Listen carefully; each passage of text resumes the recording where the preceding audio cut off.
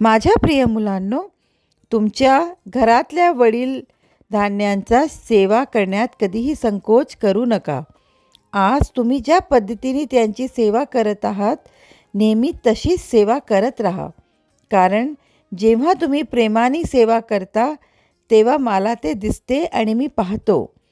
तुमच्या सेवेचं इतर कोणी कौतुक करत असो की नसो, मला माहीत आहे की तुम्ही ते मनापासून आणि प्रेमाने त्यांची सेवा करत आहात.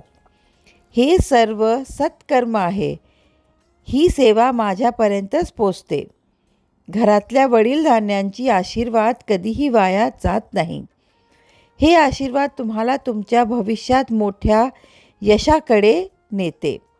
स्वतःला कधीही कमजोर किंवा कमी आणि कमतर समजू नका.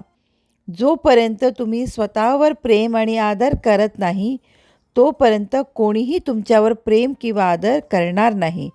म्हणून नेहमी स्वतःला प्राधान्य द्या आणि सर्वांना सोबत घेऊन पुढे जा. आनंदी रहा आणि खूप हसत रहा. माझे आशीर्वाद सदैव तुमच्या पाठीशी आहेत.